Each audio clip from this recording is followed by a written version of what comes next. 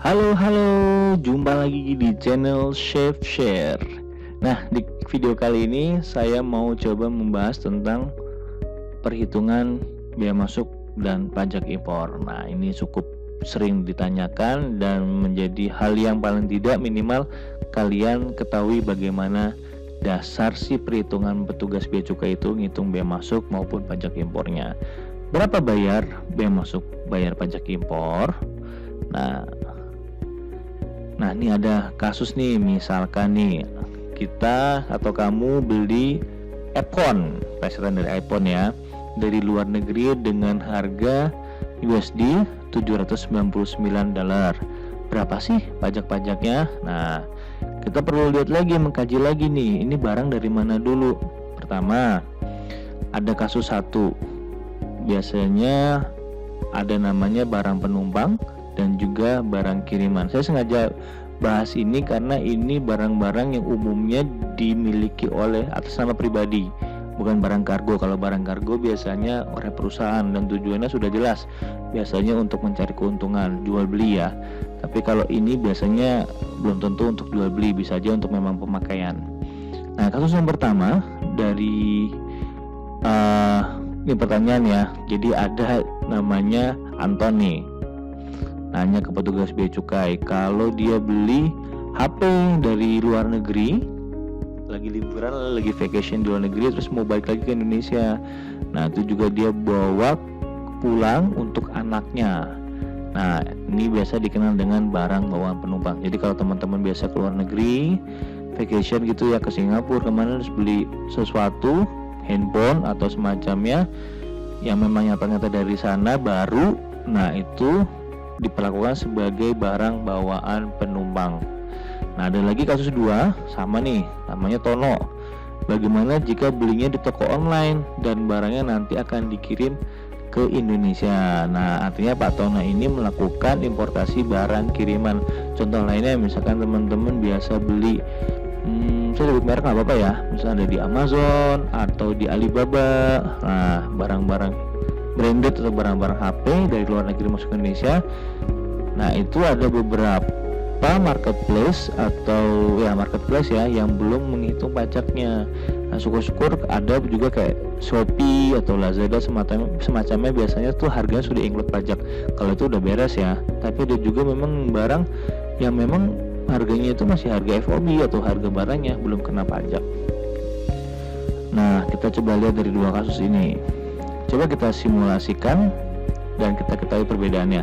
Yang pertama, kita asumsikan satu kursnya itu adalah 14.300 dan kita asumsikan harga barang termasuk harga asuransi dan biaya kirim. Jadi ada namanya skema CIF, Cost, Insurance, and Freight. Jadi kita samakan aja, insurance sama dengan cost-nya atau FOB-nya. Nah, barang penumpang, untuk barang penumpang ya, dia punya hak pembebasan sebesar 500 USD. Dan kalau untuk barang kiriman, nilainya pembatasannya harus di bawah 3 USD. Kalau di atas 3 USD tidak akan mendapat pembebasan. Ini ketentuan umum, ketentuan dasar yang sampai sekarang masih berlaku, sampai sekarang video ini dibuat. Nah, kita coba lihat perhitungan barang bawaan penumpang. Kita lihat ya. Nah, ini ada bea masuk, ada namanya juga PPH, ada PPM. Nah, kalau barang bawaan penumpang, ini barang penumpang ya. Ini kita lihat nilai pabeannya tadi seolah-olah adalah dihitung. Nah, nilai pabeannya 4.276.000. Dari mana nih? Ini harga cost, harga barang belinya ditambah freight ditambah dengan insurans. Tadi karena asumsinya cost sama insurannya sama, ya sudah, berarti disamakan, jadi insurannya 0. Nah, freightnya ini karena dia barang bawaan penumpang biasa juga nggak dihitung, kan bawaan penumpang nembeng sama kalian, jadi nggak ada ongkos yang khusus membawa barang tersebut. Jadi biasanya di harga ini harga FOB-nya lah, harga perolehannya. Nah, tarifnya juga dikenakan 10% kalau barang bawaan penumpang. Sampai sekarang ini aturannya masih 10% flat. Dan hitungannya gampang. Setelah nilai pabeannya sudah dapat, tinggal dikali 10%. Harganya biaya masuknya sekian, 428.000 pembulatan ke atas. Nah, kalau PPh-nya gimana? PPh-nya sama, PPh itu dari nilai impor. Nilai impor tuh apa sih? Nilai impor adalah nilai pabean ditambah biaya masuk. Nilai pabeannya adalah sebesar 4.276 dan nilai biaya masuknya adalah 428.000. Maka nilai impornya adalah 4.704.000. Nah, perhitungan PPh dan pajak PPh maupun PPN didasarkan dari nilai impor 10% dari 4 juta sekian, makanya 471.000 pembulatan ke atas. Sama juga dengan PPN, seperti itu. PPN perhitungan dari nilai impor yaitu biaya masuk ditambah dengan nilai pabean. Tadi sama 4.704.000. Tarif PPN-nya berapa? 10%, sama. Maka 10% dikali dengan nilai impor, dapatlah hasilnya 471.000. Jadi yang dibayarkan adalah biaya masuk ditambah PPN ditambah PPh, yaitu sebesar 1.370.000. Jadi ingat, kalian bawa barang, impor barang dari luar negeri bukan cuma bayar biaya masuknya juga, tapi ada PPN dan PPh. Nah, itu juga kewajiban yang harus dipenuhi jika kalian memasukkan barang dari luar negeri. Nah, biasanya orang cuma tahu biaya masuknya aja, padahal ada PPN dan PPh. Oke.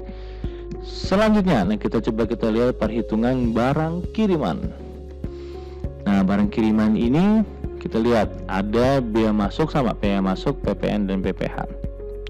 Nah, aturan yang terbaru ini asumsinya menggunakan dokumen CN ya, consignment note ya. Artinya harga barangnya itu di bawah 1.500 USD, tidak lebih dari 1.500. Kalau lebih dari 1.500 akan namanya menggunakan PIBK. Nanti kita akan bahas. Jadi ini asumsinya di bawah harga 1.500, makanya menggunakan consignment note. Nah, nilai pabeannya sekian, 11.426.000 harga barang.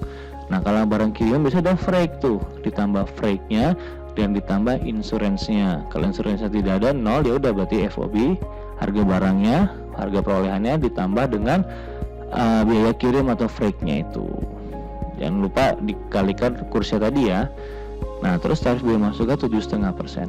Gampang, biaya masuknya tinggal dari nilai pabeannya yang kita ambil contohnya 11.426.000 dikali 7,5%, dapatlah hasilnya 856.950. Pembulatan ke atas jadi 857.000. Nah, PPN-nya gimana? Sama PPN-nya, nilai impor.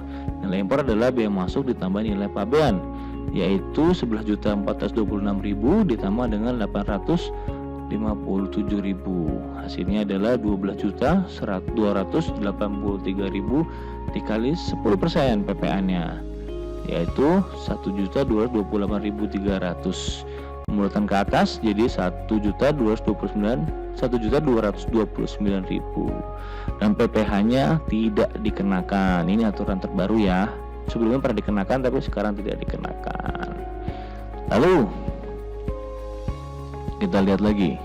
Oh iya, kan tadi saya bilang kalau ada 500 sama 300 USD itu tidak berlaku ya, karena harganya sudah pasti FOB-nya di atas 3 USD.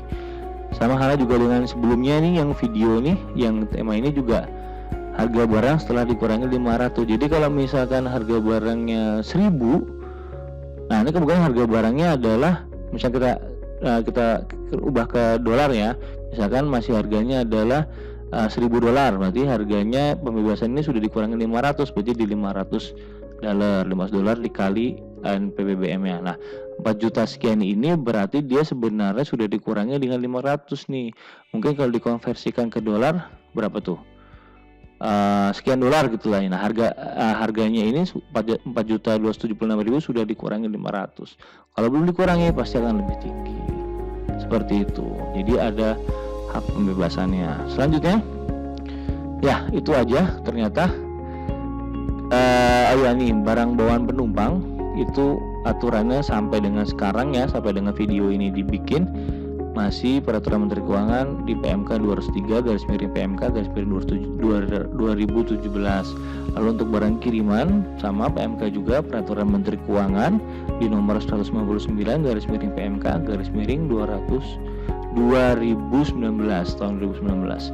Nah, ini dasar peraturan barang bawaan penumpang dan dasar peraturan barang kiriman. Jadi teman-teman untuk lebih dalam lagi, kalau mau masih penasaran, bisa cek 2 PMK ini terkait barang bawaan penumpang dan barang kiriman. Jadi mudah kan untuk menghitung bea masuk dan pajak dalam rangka impor. Paling nggak kalian udah tahu dasar perhitungan dari mana. Oke, sampai di sini dulu video kali ini. Sampai ketemu lagi nanti di konten-konten selanjutnya. Jangan lupa di like, subscribe, dan jika dirasa bermanfaat, silakan di-share sebanyak-banyaknya ke teman-teman, ke keluarga yang mungkin punya kepentingan atau biasa berurusan dengan bea dan cukai. Baik, sampai ketemu lagi. Bye bye.